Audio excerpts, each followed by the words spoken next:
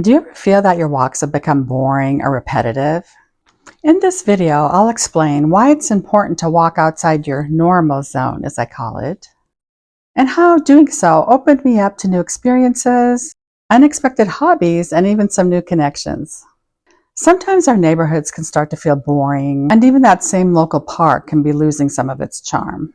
That's when I started looking for new places to go walking, and to completely change the way I see this simple activity. Last year, I started looking for different places to go walking, and I've had the best time. And I even make it an outing, and sometimes I'm gone a couple hours. Of course, I can only do this on the weekends because I am still working. So here's one example. I discovered this little spot in a small town that I'd never been to before. An acquaintance happened to mention this place. It has a small port, a hotel, and a walking path along the river. Now, this place does take me, around 45 to 50 minutes to get there. But for me, I really don't mind because, I have a lot of times on the weekends and I like getting out and driving and just putting my music on and just going new places. So when I found this spot, it was such an unexpected experience.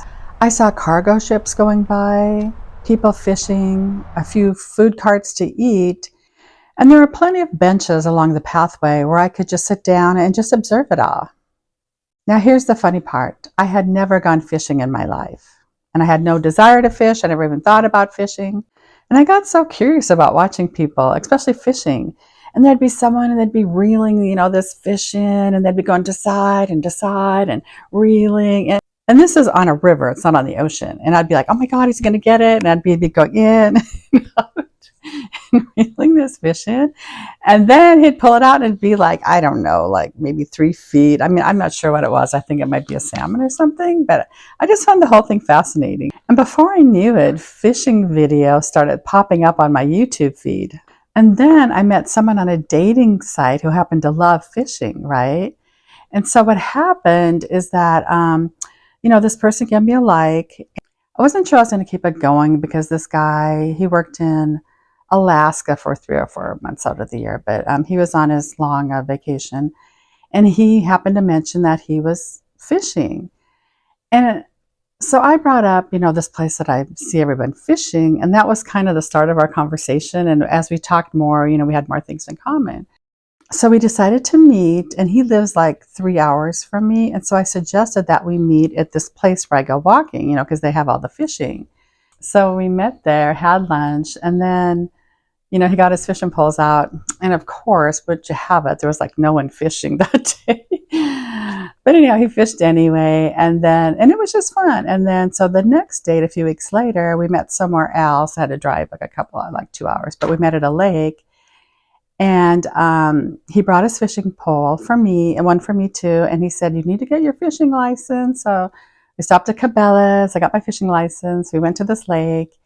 And I didn't catch anything, but I got a couple of nibbles, and it was so fun. It was just so exciting. And I just loved the whole fishing part of it. What I loved about fishing is that it's just something to do while you're in nature, if you're sitting next to a lake or a river or whatever. And I just had the best time. So here's another story, same spot. I went there a couple months ago just to go walking.